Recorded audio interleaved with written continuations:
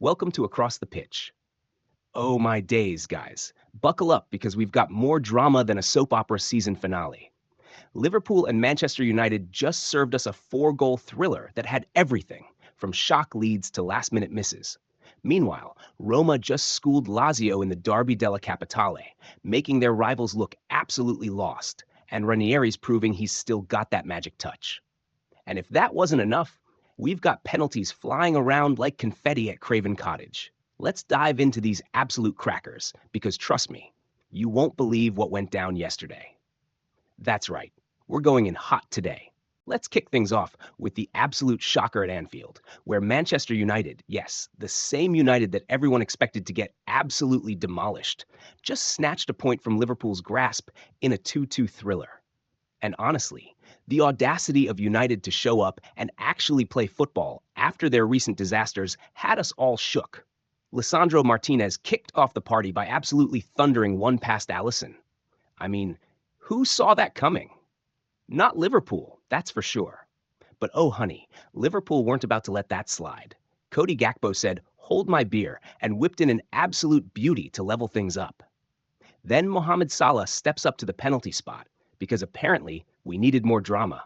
And boom, he casually equals Thierry Henry's Premier League record of 175 goals. At this point, everyone's thinking Liverpool's got this in the bag, right? Wrong. Amad Diallo, fresh from breaking City's hearts, decides to do it again at Anfield. The nerve of this kid. And just when you thought we couldn't handle any more excitement, Harry Maguire gets the chance to be the hero in the last minute and, spoiler alert, sends it to the moon. Trent Alexander-Arnold, darling, we need to talk about that performance because it was giving major "I'd rather be in Madrid" vibes. Real Madrid's interest clearly living rent-free in his head as United targeted him like he was wearing a bullseye. Even Arne Slot couldn't sugarcoat that mess, pulling him off after he'd basically gift-wrapped United's first goal. And can we talk about Ruben Amorim's masterclass? Everyone expected United to roll over and play dead, but instead, they showed up with actual tactics. The audacity. Kabi Mainu and Manuel Ugarte in midfield were serving pure control, and Bruno Fernandes was living his best life, making Trent's afternoon absolutely miserable. Liverpool fans are probably looking at those two drop points like they've just found a hole in their favorite designer bag. Still top of the league, 6 points clear, but darling, this was not the flex they were hoping for.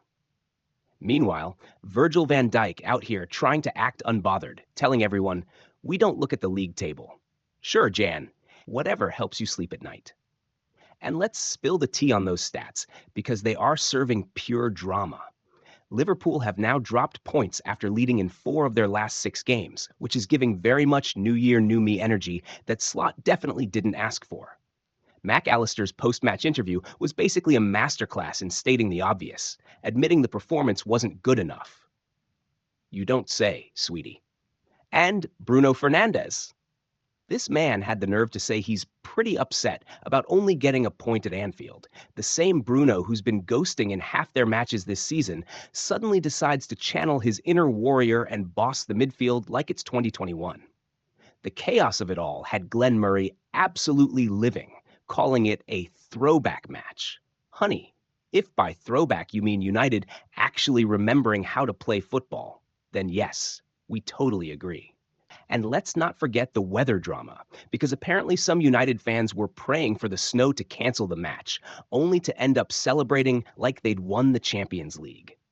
The way this game flipped every single pre-match prediction on its head was giving pure theater, and we absolutely lived for every second of it.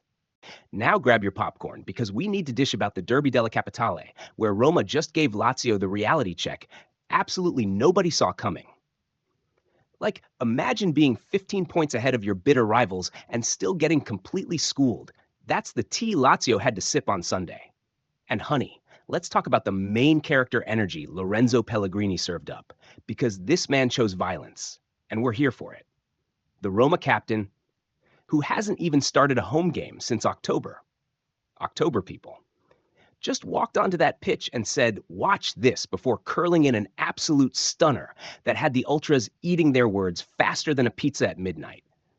But wait, It gets better because Alexis Salamakers decided 18 minutes was long enough for Lazio to stay in the game and doubled Roma's lead like he was shopping at a 2-for-1 sale.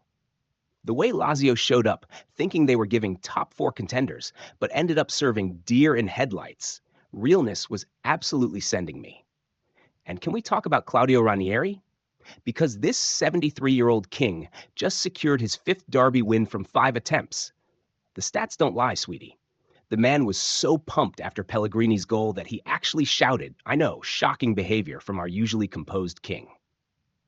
Speaking of drama, Paulo Dybala chose violence and spent the whole match trolling Matteo Guendouzi by flashing 5 fingers for his Serie A titles. The shade of it all. Poor Marco Baroni was out there trying to explain how his Lazio team lacked the right tempo. Honey, they lacked everything except a participation trophy. The second half saw Lazio try to give comeback queens, but ended up serving too little too late realness. And honestly, the way Roma's defense just said no was giving very much bouncer at an exclusive club energy.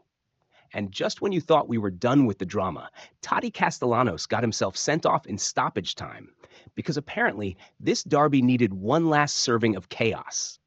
The way Ranieri had to apologize to Baroni afterward was giving strong, sorry your team got exposed energy.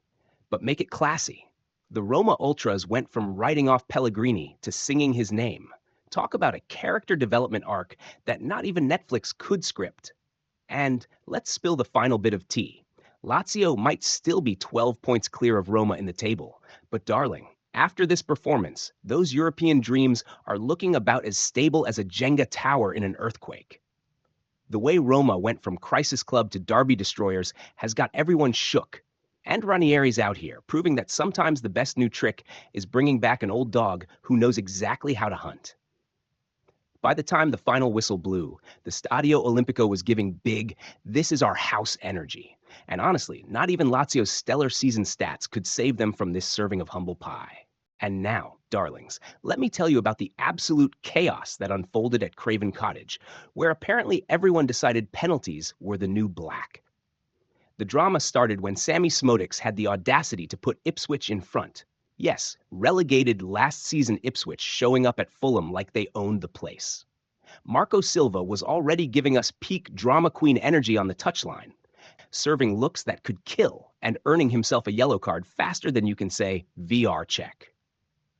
But honey, the real circus started in the second half when referee Darren Bond decided to make himself the main character, and not in a good way. First, he says no penalty when Harry Wilson goes down, then changes his mind faster than a fashion influencer during sale season after checking the VAR screen. Up steps Raul Jimenez, serving ice-cold perfection from the spot, making it 10 penalties from 10 in the Premier League, because why miss when you can slay? But wait for it, because literally 2 minutes and 44 seconds later, yes, we counted, Ipswich said anything you can do, we can do better. When Timothy Castagne decided to play football like he was in a different sport entirely and kicked through Liam Delap. Speaking of Delap, this man is giving us pure breakout star energy with his 8th goal of the season. Only Cole Palmer scoring more among English players, and he's probably somewhere taking notes. The way Fulham were dominating possession but creating about as many clear chances as I have good hair days was absolutely sending me. But the real gag was yet to come, because just when Ipswich thought they'd secured the points, Leif Davis went and made it a penalty hat trick by taking down Jimenez. And Raul? Honey, he stepped up again like he was born for this moment, sending that ball so high into the net it was practically asking for a boarding pass. The whole thing had Kieran McKenna looking like someone had just told him his favorite show got canceled. Frustrating doesn't even begin to cover it, sweetie.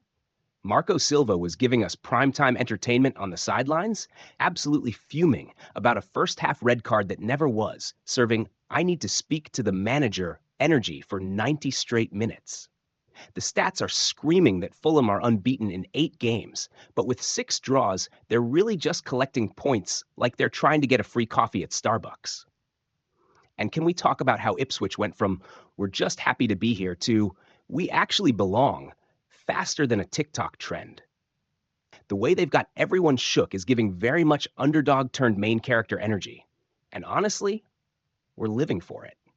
By the time the final whistle blew, everyone was emotionally exhausted. The XG stats were found dead in a ditch, and both managers were serving "we could have won, but we'll take it" realness in their post match interviews. Now let's dish about the Serie A tea, because while some matches were serving pure drama, others were giving us watching paint dry energy.